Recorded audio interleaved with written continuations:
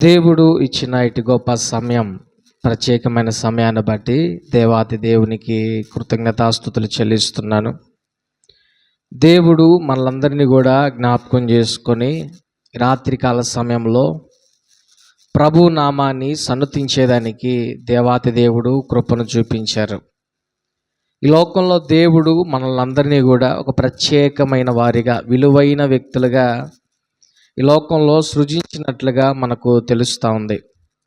కానీ ఈ లోకపరంగా విలువైనది, మనిషికి అవసరమైనది ఏంటి అంటే తక్కువని చెప్పేయచ్చు, డబ్బు, ధనం అని. అయితే ఈ ధనంలో కొంచెం తిరకాసులాగా అనిపిస్తుంది. ఎలాగంటే డబ్బు లేని కారణంగా కొన్ని కోల్పోతాం, డబ్బు లేని కారణంగా కొన్ని కోల్పోతాం, డబ్బు ఉన్నా కూడా కొన్ని కోల్పోతాం.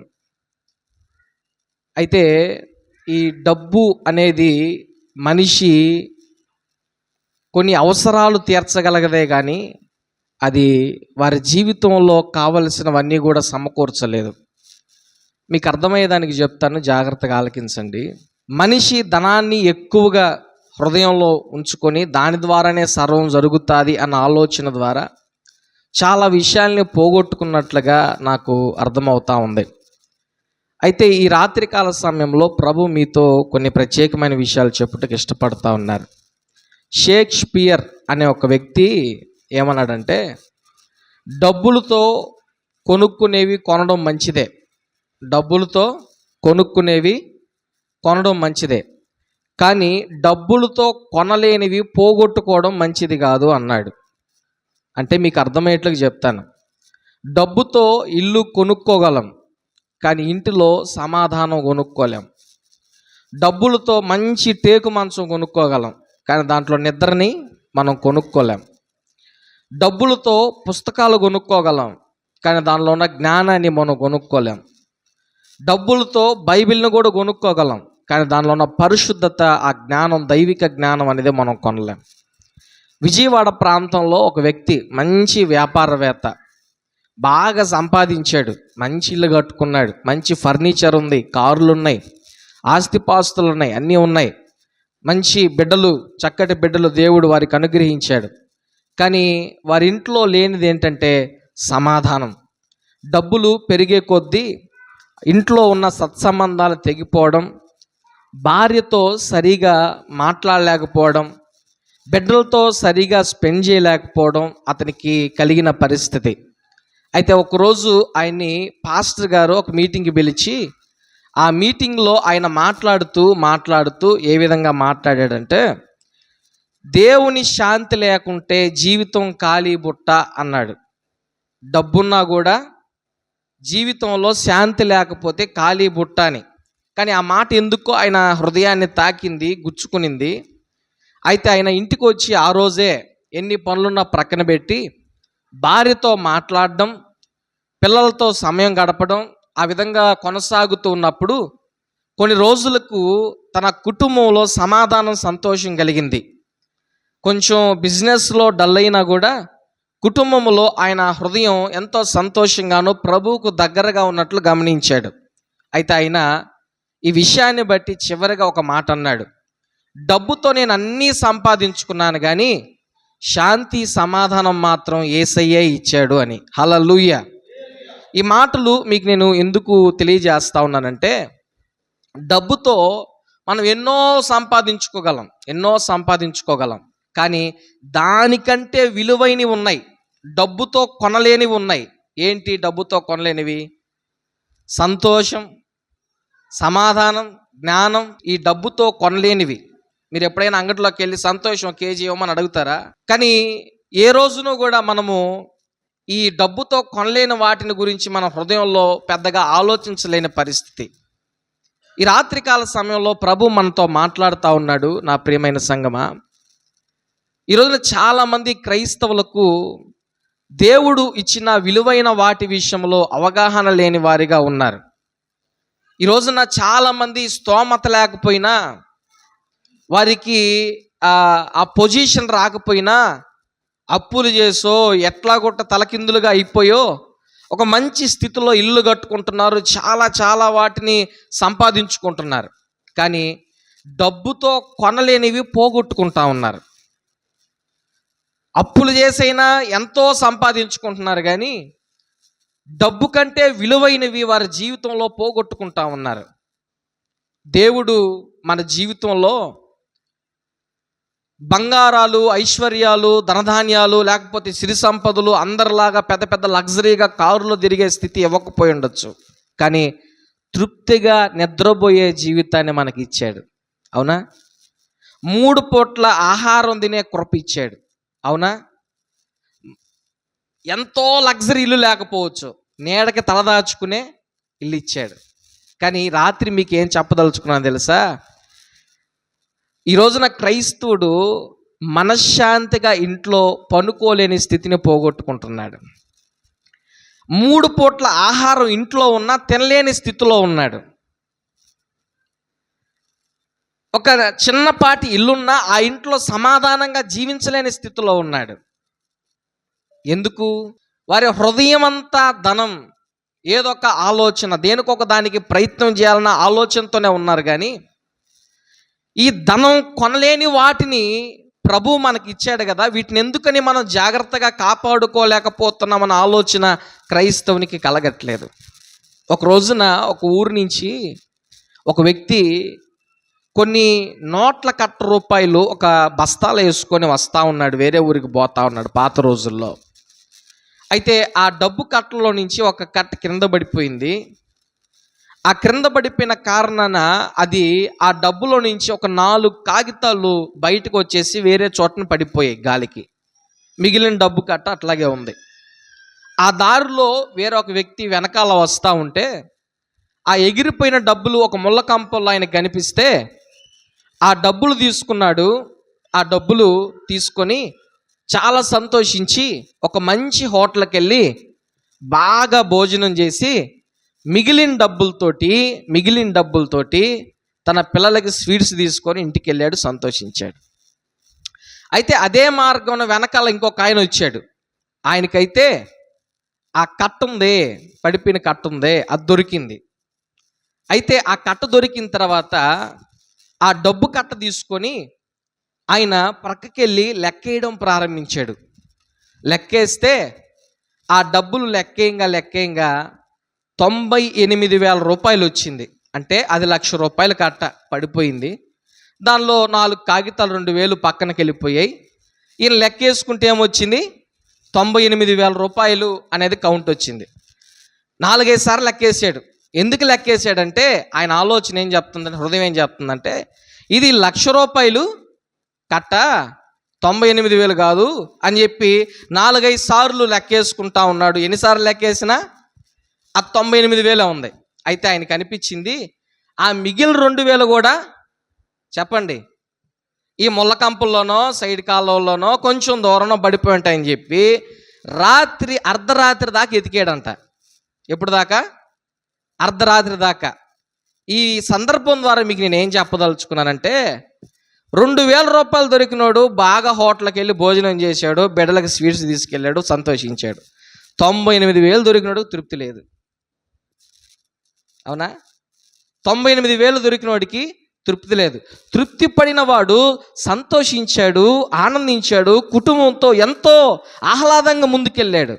తృప్తి లేని వ్యక్తి ఇంకా ఏదో ఆ 2,000 కొరకు ఏదో జీవితం పాడిపోయినట్లుగా వెతకడం తన జీవితాన్ని.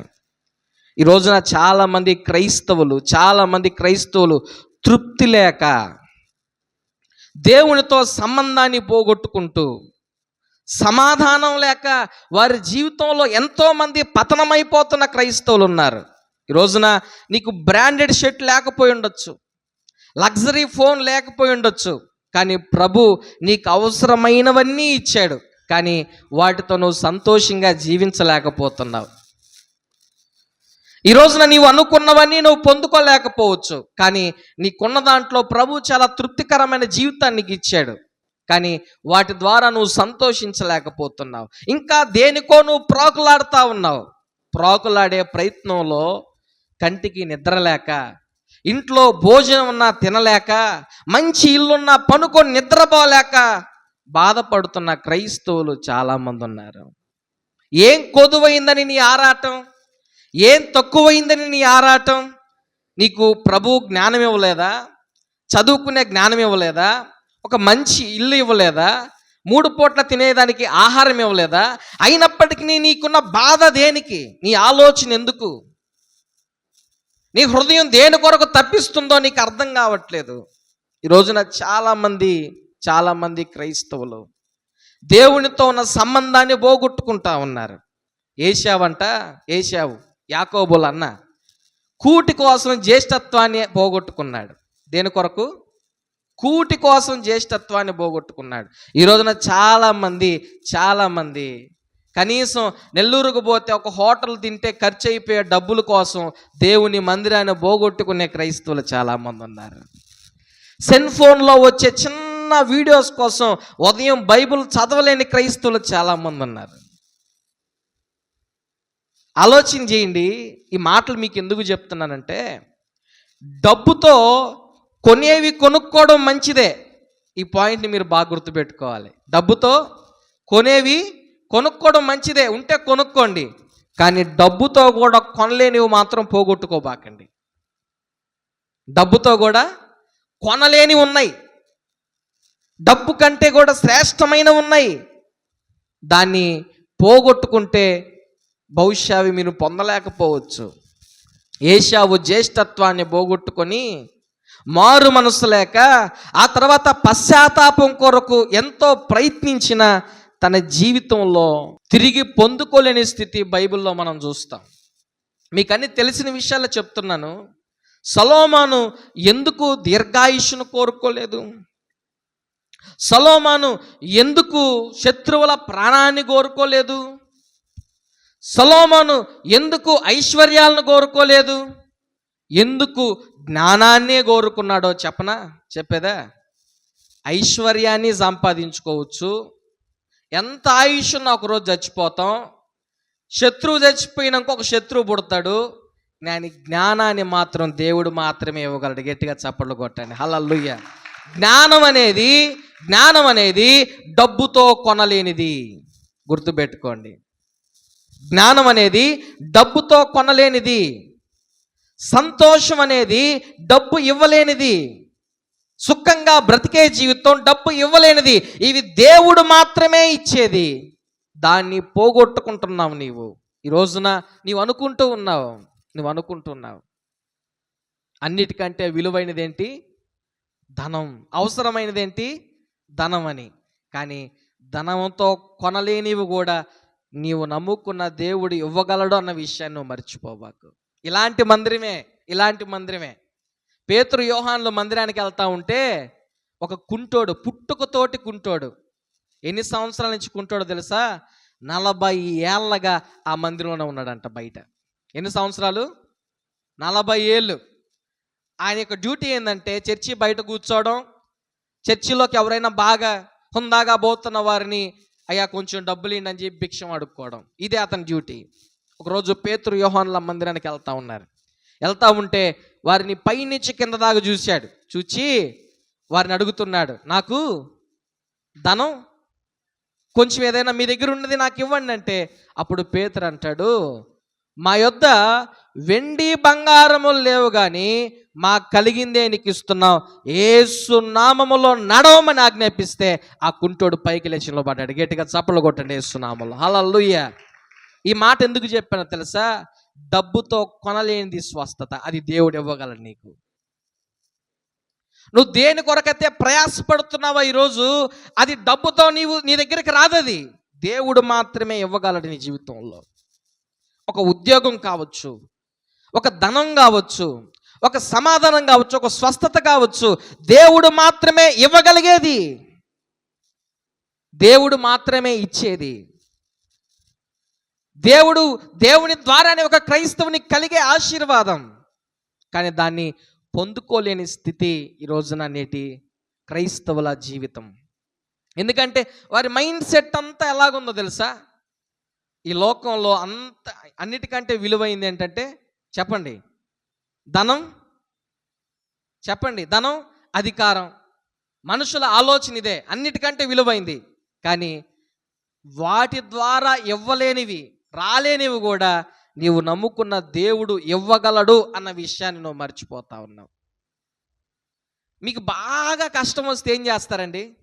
బాగా కష్టమైతే, డబ్బులు అవసరమైతే ఏం చేస్తారు? డబ్బులు ఇచ్చే వాళ్ళ దగ్గరికి వెళ్తామా? సహజంగా ఎవరికైనా అవసరమైతే వెళ్తాం కదండి. మధ్యతరగతి కుటుంబాలు, మనమేమి లక్షల రూపాయలు, కోట్ల రూపాయలు లేవు కదా, వెళ్తాం, తీసుకుంటాం. బాగా అప్పులు ఎక్కువ అయిపోయినాయి, కట్టలేకపోతున్నాం. అప్పుడు ఏం చేస్తాం? దేవుని దగ్గరికి వచ్చి ఏడ్చి ప్రార్థన చేస్తాం. ఆ ఏడిపేద ముందే వచ్చి ఆడవచ్చు కదా. చివరికి నువ్వు వచ్చేది ఎక్కడికి అంటే, చిన్న అవసరమైతే ఒక మనిషి దగ్గరికి వెళ్ళావు, అసలు కట్టలేని స్థితి వస్తే దేవుని దగ్గరికి వచ్చావు, కనిపించిన పాస్టర్కి అలా చెప్తున్నావు, ప్రార్థన చేయమంటున్నావు. ఆ ఏడుపేదో మొదటే చేస్తుంటే ఆ స్థితి నీకు రాదు కదా అంటున్నా. ఈ రాత్రి నా సందేశం యొక్క అంతరార్థం మీరు గ్రహిస్తున్నారు అనుకుంటున్నాను. మన హృదయాల్లో, మన ఆలోచనలో ఉన్న ఒకే ఆలోచన, ఈ లోకంలో విలువైంది ధనం, అధికారం అని. కానీ వాటికంటే కూడా విలువైన దాన్ని ఈ రాత్రి ప్రభు మీకు ఇవ్వబోతా ఉన్నాడు. దాని ఏంటో తెలుసా? సంతృప్తికరమైన జీవితం. హల్లెలూయా! ఈ సంతృప్తికరమైన జీవితంలోనే మీకు ఐశ్వర్యం వస్తుంది, సుఖమైన నిద్ర కలుగుతుంది, ప్రశాంతమైన జీవితం కలుగుతుంది, ఈ లోకంలో మంచి గౌరవమైన స్థితి కలుగుతుంది. చాలామంది ఎంతో కష్టపడుతున్నారు. ఎంత కష్టం అంటే, దేవుని సన్నిధికి కూడా రాలేని కష్టం, ప్రార్థన చేసుకోలేని కష్టం, తీరిక లేని కష్టం. ఈరోజు చాలామంది ఇలాంటి స్థితిలో ఉన్నారు. నా ప్రియమైన సహోదరి సహోదరులారా, ఈరోజున ప్రభు నీకు ఎంతో మంచి జ్ఞానాన్ని ఇచ్చాడు, కానీ నువ్వు దాన్ని పోగొట్టుకుంటున్నావేమో ఆలోచించి. డబ్బుతో కొనలేని ఉన్నాయి నీ జీవితంలో, దేవుడు అటువంటివి పెట్టాడు. ఈ రోజున పెద్ద పెద్ద సినిమా యాక్టర్లు, డబ్బున్న వాళ్ళు, కోటీశ్వరులు ఆత్మహత్య చేసుకొని చచ్చిపోతున్నారు. వార్తలు మీరు చూస్తుంటారా? ఎందుకు? సమాధానమేనా? సంతోషమేనా? అరే, డబ్బు విలువైంది అనుకున్నాం కదా, డబ్బే ప్రాపకం అనుకున్నాం కదా, ధనమే ప్రాముఖ్యం అనుకున్నాం కదా, మరి ఎందుకు వాళ్ళు ఆత్మహత్య చేసుకున్నారు? వారికి సమాధానం ఇవ్వలేకపోయింది డబ్బు, సంతోషం ఇవ్వలేకపోయింది డబ్బు, హృదయంలో నెమ్మది ఇవ్వలేకపోయింది డబ్బు. ఈ రోజున ఆ డబ్బు కొరకే ప్రయాసపడి పరిగెట్టే క్రైస్తవులు ఉన్నారు. నేను ఒకటే చెప్తున్నానండి, నీకు బంగారం ఉంటే వేసుకోవద్దని నేను చెప్పట్లా, కారు ఉంటే తిరగొద్దని నేను చెప్పట్లా, సూట్ ఉంటే వేసుకోవద్దని నేను చెప్పట్లా, మంచి ఇల్లు కట్టుకునే స్తోమత ఉంటే కట్టుకోవద్దని కూడా నేను చెప్పట్లా. కానీ దానికంటే విలువైనవి జీవితంలో ఉన్నాయి ప్రజెంట్. ఏంటవి? చెప్పండి. ఇంత అరిసరిసి చెప్పిన తర్వాత కూడా మీరు చెప్పకపోతే, ఇలాగే ఒక పాస్టర్ అంట ఒక మెసేజ్ ప్రిపేర్ అయ్యాడంట. ఆయన ఏమని ప్రిపేర్ అయ్యాడంటే, ఇదిగో నేను త్వరగా వస్తున్నాను అనే మెసేజ్ ప్రిపేర్ అయ్యి, ఆయన పాపం పెద్దోడు, చూపు కనిపించదు కాబట్టి రెఫరెన్స్లు అన్నీ కూడా ఆ చీపురుపులలో పెట్టుకున్నాడంట. బైబిల్లో ఉంటే చర్చి జరగక ముందే ఆ పాస్టర్ బైబిల్ అక్కడ పెట్టేసాడంటండి. పెట్టేస్తే ఆ చర్చి జిమ్ముతున్న ఒక చిన్న పాప, ఇదేంటిది, పాస్టర్ బైబిల్లో చీపురు పుల్లలు ఉన్నాయి, మరి ఎవరు పెట్టారో అని చెప్పి అమ్మాయి చీపురు పుల్లని తీసేసింది. మరి తీరా పాస్టర్ గారి సమయం వచ్చింది వాక్యం చెప్పేటప్పటికి. వస్తే ఆ రోజున ఒక పెద్ద ముసలావిడ వాక్యం వినడానికి ఇంట్రెస్ట్గా ఆయన ముందే వచ్చి కూర్చునిందంట. కూర్చున్నాక ఈయన ఆ బైబిల్ తెరవడమే క్రమంలో చీపురు పుల్లలేమీ లేవు, రెఫరెన్స్లు తెలియదు, అంశం మాత్రం గుర్తుంది. ఆయనకేమర్థం కాక, ఇదిగో నేను త్వరగా వస్తున్నాను అని చెప్పి బల్లగుద్దాడంట ఫస్ట్ సారి. మళ్ళా రెండోసారి ఆయనకి గుర్తుకు రావట్లే, ఇదిగో నేను త్వరగా వస్తున్నా అని చెప్పి గుద్దాడంట. మూడోసారి కూడా ఇదిగో నేను త్వరగా వస్తున్న గుద్దే క్రమంలో ఆ చెయ్యి దూసిపోయి బల్లెగిరిపి నేరుగా ఆమె మీద పడిపోయాడంట ఆయన. ఎవరు? పాస్టర్ గారు. ఆ తర్వాత, అవ్వా నన్ను క్షమించవ్వా, నేను ఏదో ఆవేశంలో ఆ అంశం గుర్తుకు రాక ఈ విధంగా జరిగిపోయింది, నీ మీద పడిపోయానంటే అప్పుడు అవ్వన్నదంట, నాయనా నువ్వే క్షమించు నాయనా, నువ్వు 1కి 3 సార్లు చెప్పావు, ఇదిగో నేను త్వరగా వస్తున్నాను, ఇదిగో నేను త్వరగా వస్తున్నానని, నేనే లేదయ్యా అన్నదంట. అట్లాగా ఇంత అరిసి చెప్తా ఉంటే మీరు నాకు సమాధానం చెప్పకపోతే ఎట్టా? ఎంత అరిసి చెప్తా ఉంటే మీరు నాకు సమాధానం చెప్పాలి కదా. డబ్బుతో కొనలేనివి మీ జీవితంలో ఉన్నాయి. డబ్బుతో కొనలేనివి, కోటీశ్వరుల జీవితాల్లో లేనివి మీ జీవితంలో ఉన్నాయి. ఇంతకుముందు అనంత అంబానీ పెళ్లి జరిగింది. ఆయన తన యొక్క ప్రసంగంలో అంటాడు, నేను కోటీశ్వరుని అయి ఉండొచ్చు, నా పరుపు పూల పానుపు కాదన్నాడు. ఏమన్నాడు ఆయన? అతను ఏసీలో ఉండలేడు. అతనికి ఆస్తమా, చిన్నప్పుడే స్టెరాయిడ్స్ వాడి కొన్ని మెడిసిన్ ద్వారా తన శరీరం పాడైపోయింది. ఈ రోజున తన యొక్క ఆరోగ్యం బాగలేదు. కోటీశ్వరుడు, వేల కోట్లు ఉన్నాయి, కానీ తన జీవితంలో స్వస్థత అనేది లేదు. డబ్బు ఉంది కానీ స్వస్థత లేదు. కానీ ఈ రోజున డబ్బుతో కొనలేనివి నీ జీవితంలో ఉన్నాయి. ఏంటో తెలుసా? సంతోషం ఉంది, స్వస్థత ఉంది, సమాధానం ఉంది, సుఖమైన నిద్రపోయే జీవితం ఉంది. అవి పోగొట్టుకోబాకు. అది నేను చెప్పదలుచుకునేది. డబ్బు ఉంది చాలామందికి, కానీ విలువ వాళ్ళకి. కానీ వాటికంటే విలువైనవి నీ జీవితంలో ఉన్నాయి, అవి పోగొట్టుకోబాకు. సంసోను పోగొట్టుకున్నాడు, తన బలాన్ని పోగొట్టుకున్నాడు. యూదా ఇస్కరియోతు 30 వెండి నాణాల కోసం యేసయ్యతో సంబంధాన్ని పోగొట్టుకున్నాడు. ఎందుకు యేసయ్యతో ఉన్న సంబంధం అని నేను చెప్పానో తెలుసా? ఈ రోజున చాలామందికి, కొంతమందికి బిడ్డలు పుట్టరు. పుట్టకపోతే వాళ్ళు ఏం చేస్తారంటే డబ్బులు పెట్టి పిల్లలను కొనుక్కునే వాళ్ళు ఉంటారు. తెలిసిన వాళ్ళ దగ్గర ఏదో ఒక కారణం చేత దత్త తీసుకునే వాళ్ళు ఉంటారు. కానీ ఒక మనిషిని మీరు ప్రపంచంలో చూడండి, ఒక ప్రాణాన్ని పెట్టి ఎవడైనా ఒక మనిషిని తీసుకున్నాడా? కొనుక్కున్నాడా? ఒక ప్రాణాన్ని పెట్టి ఆ మనిషిని ఒకటి కొనుక్కున్నాడా? కొనుక్కోలే.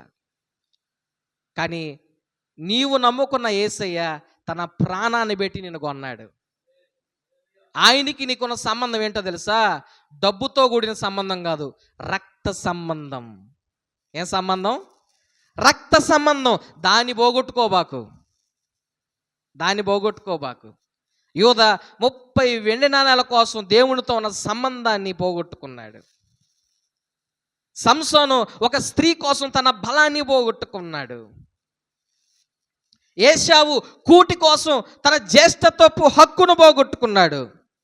సౌలు రాజు నిర్లక్ష్యం ద్వారా, కేర్లెస్ ద్వారా, లెక్కలేంతనం ద్వారా తన రాజ్యాన్ని పోగొట్టుకున్నాడు, దేవుని కృపను పోగొట్టుకున్నాడు. ఈ రోజున చాలామంది పోగొట్టుకుంటున్నారు డబ్బుతో కొనలేనివి. నా ప్రియమైన సహోదరి సహోదరులారా, యవనస్తులారా, దేవునికి ఇచ్చిన అతి గొప్ప అభిషేకాన్ని పోగొట్టుకుంటున్నావు. అవి డబ్బుతో కొనేవి, కొనగలిగేవి కాదు, డబ్బు కంటే శ్రేష్టమైనవి. అందుకే షేక్స్పియర్ అంటున్నాడు, మొదటే మీకు ఆ మాట చెప్పాను, డబ్బుతో కొనుక్కునేవి కొనుక్కోవడం మంచిదే. అర్థమైందా? డబ్బుతో కొనుక్కోవడం మంచిదే, కానీ డబ్బుతో కొనలేనివి పోగొట్టుకోవడం మంచిది కాదు.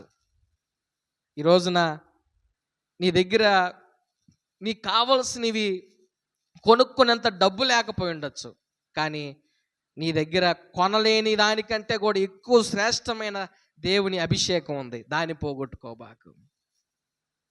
విను, ఈ రాత్రి ఆలకించు. దేవుని మాటలు ఒక్కసారి ఆలకించి నీ హృదయంలో ఉంచుకో. దేవునితో ఉన్న సంబంధం యొక్క గొప్పతనం, దేవుడిచ్చిన అభిషేకం. చాలామంది పల్లెటూరుల్లో మనం చూస్తూ ఉంటాం, 300 రూపాయల కూలి కోసం దేవుని మందిరానికి రాకుండా వెళ్ళిపోయే వాళ్ళు ఉన్నారు. బంధువులు వచ్చారని మందిరానికి రాకుండా ఆగిపోయే వాళ్ళు ఉన్నారు. నాన్ వెజ్ కోసం దేవుని సన్నిధికి రాకుండా ఆగిపోయే వాళ్ళు ఉన్నారు. ఏ కారణం లేకుండా కూడా సినిమా వచ్చిందని చెప్పి మందిరానికి రాకుండా ఆగిపోయే వాళ్ళు ఉన్నారు. ఆలోచన చేయండి.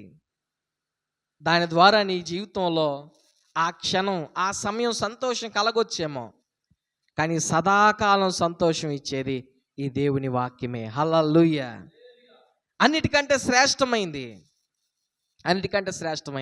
ఒక్క మాట చెప్పి ముగించేస్తాను. ఒక ప్రాంతం, నాగ్పూర్ ప్రాంతంలో శ్రీకాంత్ పతావన్ అనే ఒక వ్యక్తి నిరుపేద కుటుంబంలో పుట్టాడు. నిరుపేద కుటుంబంలో ఆటో తోలుకుంటా ఉన్నాడు. వినండి, ఆ వ్యక్తి చిన్న వయసులోనే ఆటో తోలుకుంటున్న క్రమంలో తన కుటుంబ బాధ్యతల భారం తన మీద పడింది. ఎందుకంటే తన యొక్క తండ్రి మరణించడం ద్వారా. అయితే అతడు ఆ ఆటో బాడుగులు దోలుతా ఉన్న క్రమంలో ఒక రోజున స్నేహితులతో ఉన్నప్పుడు నైట్ పూట పనుకొని డ్యూటీకి వెళ్ళి వచ్చేసిన తర్వాత అతని మీదుగా ప్రక్కనే ఎయిర్పోర్ట్ ఉంటే ఆ విమానం వెళ్తున్న క్రమంలో పెద్ద విమానం తను మిద్ది మీద పనుకునేటప్పుడు కనిపించింది. సహజంగా యవనస్తులు విమానం చూస్తే ఏమనుకుంటారు? అరే విమానం ఎప్పుడు ఎక్కుతామో ఏంటో, భలే ఉంది కదా, ఏదో దాని గురించి మాట్లాడుకుంటూ ఉంటారు. సహజంగా మనం అందరం కూడా విమానాన్ని చూసిన వెంటనే ఏమనుకుంటామండి? ఎక్కాలనుకుంటాం. కానీ ఆ వ్యక్తి అట్లాగనుకోలేదు, విమానాన్ని నడపాలనుకున్నాడు. సహజంగా మనం అందరం అనుకునేది అదే, విమానాన్ని ఎప్పుడు ఎక్కుతామో అనుకుంటాం. కానీ అతను అనుకోలేదు, విమానాన్ని నడపాలనుకున్నాడు. ఒక ఆటో దోలుకునే వ్యక్తి పైలట్గా మారాడు. హల్లెలూయా! ఎందుకో తెలుసా? అతని దగ్గర డబ్బు లేదు, అధికారం లేదు, సపోర్ట్ చేసేవాళ్ళు లేరు, బంధు బలగం లేదు, ఆఖరికి తండ్రి కూడా లేడు, కుటుంబ బాధ్యత కూడా తన మీదే ఉంది. కానీ అతడు వాటన్నిటికీ మించి అధిగమించి ఒక పైలట్గా మారగలిగాడు. ఈ రోజున మీకు ఈ విషయాన్ని ఎందుకు చెప్తున్నాను తెలుసా? డబ్బు అన్ని అవసరాలు తీర్చలేదు. డబ్బు నీకు కావాల్సింది ఇవ్వలేదు. ఒక యేసయ్య మాత్రమే, దేవుడు మాత్రమే నీ జీవితాన్ని గొప్పగా చేయగలడు. మీరు చదివారు కదా, యెహోవా ఆశీర్వాదము ఐశ్వర్యం ఇస్తుంది, నరుల కష్టము చేత అది ఎక్కువ కాదు. నీ కష్టం చేత ఎక్కువ అవుతుంది అనుకుంటావేమో, ఇంకొంచెం కష్టపడితే నీ జీవితం మారిపోద్ది అనుకుంటావేమో, కానీ కాదు. దేవుని ఆశీర్వాదం నీ మీద ఉంటేనే నీ జీవితం దీవెనకరంగా మార్చబడుతుంది. దేవుని ఆశీర్వాదం నీ మీద ఉండాలంటే, దేవుని సన్నిధి నీ మీద ఉండాలంటే, దేవుని సన్నిధిలో గడపడం నీ జీవితంలో అలవాటు చేసుకోవాలి. దేవుని సన్నిధిలో కొనసాగడం నువ్వు అలవాటు చేసుకోవాలి. ఈ రోజున నీ ఇంట్లో అన్నం ఉన్నా కూడా తినగలిగే స్థితి నీకుందా? ఎందుకు తినలేకపోతున్నావు? చెడు సహవాసం కాదంటావా? నీ స్నేహితుల ఆలోచనలు నీ మీద రుద్దడం ద్వారా, ఆ ఫోన్తో ఎక్కువ గడపడం ద్వారా, తల్లిదండ్రులకు కూడా సమయాన్ని ఇవ్వలేకుండా, తల్లిదండ్రులు చూస్తారేమని భయపడుతూ జీవించాల్సిన అవసరమే ఉంది. ఎందుకు జీవిస్తున్నావు అలాగా?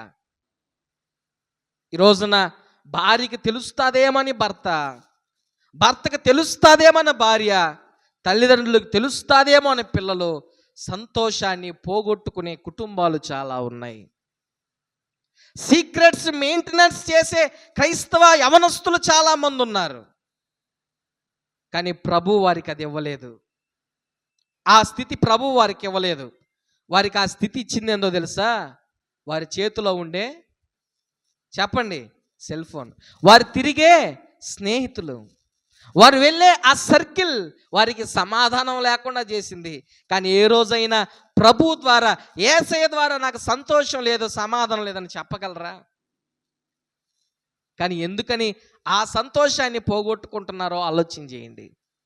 ఎందుకని ఆ సమాధానాన్ని పోగొట్టుకుంటున్నారో మీరు ఆలోచన చేయండి. ఈ సమయంలో ప్రభు మీతో మాట్లాడుతూ ఉన్నాడు. మీరు డబ్బుతో కొనుక్కుంటున్నారు మంచిదే, కానీ కొనలేనివి పోగొట్టుకోబాకండి. సంసోను పోగొట్టుకున్నాడు, తిరిగి సంపాదించుకున్న తన జీవితాన్ని సార్థకం చేసుకోలేకపోయాడు. ఏశావు పోగొట్టుకున్నాడు, తిరిగి వెతకాలని ప్రయత్నించిన మారు మనసు పొందలేకపోయాడు. సౌలు రాజు పోగొట్టుకున్నాడు, తిరిగి మరలా అతని జీవితంలోకి రాజ్యం రాలేదు. యూదా దేవునితో ఉన్న సంబంధాన్ని పోగొట్టుకున్నాడు, తిరిగి మరలా ఆ సంబంధాన్ని ఆయన పొందుకోలేకపోయాడు. ఈ రోజున నీవు ఒకవేళ పోగొట్టుకుంటున్నావేమో, పొందుకోలేకపోవచ్చు, దాన్ని కోల్పోవచ్చు. ఏ రోజు ఎలాగుంటుందో తెలియదు, ఎప్పుడు ఎలాగుంటుందో తెలియదు. నీ సంతోషాన్ని పాడు చేసుకోబాకు. అష్టైశ్వర్యాలు నీకు లేకపోవచ్చు, సుఖంగా నిద్రపోయే జీవితం ఉంది, ప్రశాంతంగా సంతోషించే జీవితం ఉంది. ఆ జీవితాన్ని పోగొట్టుకుంటున్నావేమో, జాగ్రత్త. ఒకవేళ మరలా తిరిగి పొందుకోలేకపోవచ్చు. కానీ రాత్రి ప్రభునితో మాట్లాడుతున్నాడు, నా దగ్గరికి రా, నీకు అట్టి సమాధానం ఇస్తాను, నువ్వు కోల్పోయిన సమాధానాన్ని ఇస్తాను, నువ్వు పోగొట్టుకున్న సంతోషాన్ని ఇస్తాను, ఆశీర్వాదాన్ని ఇస్తాను. నువ్వు కష్టపడకపోయినా కూడా నీ జీవితాన్ని ఆశీర్వాదకరంగా మారుస్తాను. ఈ ఊరిలో నువ్వు ఏ ప్రాంతంలో అయితే, ఏ స్థలంలో అయితే, ఏ రోడ్లో అయితే విలువను పోగొట్టుకున్నావో, అంతకంటే గొప్ప విలువను నీకు అనుగ్రహిస్తాను, అంతకంటే గొప్ప ఆశీర్వాదాన్ని నీకు ఇస్తాను. నువ్వు బాధపడద్దు, నేను నిన్ను హెచ్చిస్తాను, తిరిగి నా యొద్దకు రా అని ప్రభు పిలుస్తా ఉన్నాడు. ఒకవేళ ప్రభు మాటను ఒక్కసారి హృదయంలో ఉంచుకున్న వారైతే, ఒకవేళ హృదయంలో మీరు ఏదైనా పోగొట్టుకున్నాము అన్న ఫీలింగ్ మీలో ఉంటే నాతో కూడా కలిసి ప్రార్థన చేయండి. మీ కొరకు నేను ప్రార్థన చేయబోతున్నాను. తల్ల వంచి కళ్ళు మూసుకున్నట్లయితే చిన్న ప్రార్థనతో మనం ఈ యొక్క సందేశాన్ని ముగించుకుందాం. మనమందరం కూడా ప్రార్థన చేద్దాం. నా ప్రియమైన సహోదరి సహోదరులారా, డబ్బుతో ఇల్లు కొనగలవు, కానీ దాంట్లో సమాధానం కొనలేవు. డబ్బుతో ఒక మంచి మంచం కొనుక్కోగలవు, కానీ దాన్ని నిద్ర కొనుక్కోలేవు. డబ్బుతో మంచి పుస్తకాలు, వెలగల పుస్తకాలు కొనుక్కోగలవు, కానీ జ్ఞానాన్ని కొనుక్కోలేవు. బైబిల్ని కొనగలవు, కానీ పరిశుద్ధతను కొనలేవు. కానీ వాటికి మించిన గొప్ప అభిషేకం ప్రభు నీకు ఇవ్వగలడన్న విషయాన్ని మర్చిపోతున్నావేమో. ఈ రాత్రి ప్రభు నీతో మాట్లాడి ఉండగా ఒక తీర్మానం నీతోనే ప్రభు మాట్లాడుతున్నాడు. మార్చబడుతుంది. నా ప్రియమైన సహోదరి సహోదరులారా, యేసు మీకు స్తోత్రాలు.